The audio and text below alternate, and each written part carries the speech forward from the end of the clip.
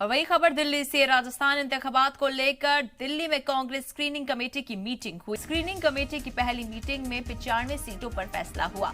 सभी 200 सीटों पर की गई 1 to 1 चर्चा, लेकिन आखिर वक्त तक 120 सीटों पर ही गौर व खौज हो पाया है। आपको बता दें, मीटिंग में इंचार्जों की रिपोर्ट, ऑब्जर्वर्स की रिपोर्ट का सर्वे में आया है। नामों को लेकर मिलान किया गया। मीटिंग में सभी लीडरान से सुझाव लिए गए। 6 और सीटों पर सिंगल नाम पर सभी मुत्तफिक हुए हैं। अब तक सिंगल 65 नामों की पहली लिस्ट तय हो चुकी है, तो वहीं 95 में से 30 नामों पर ऑब्जर्वर सेक्रेटरी की रिपोर्ट का क्रॉस चेक और चर्चा के बाद 95 में से 17 सीटों पर मौजूदा अराकीन असेंबली की जगह नए चेहरों को पार्टी टिकट देगी।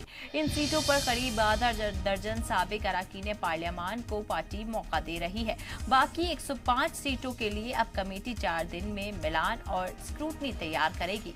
17 अक्टूबर को एक बार फिर होगी स्क्रीनिंग कमेटी की मीटिंग, और वहीं स्क्रीनिंग कमेटी की इस मीटिंग से पहले होगी कई छोटी छोटी मीटिंग। 17 अक्टूबर को स्क्रीनिंग कमेटी की मीटिंग में 18 अक्टूबर को सीईसी की मीटिंग होगी, तो वहीं फाइनल लिस्ट पर 18 अक्टूबर को मोहर लगा दी जाएगी।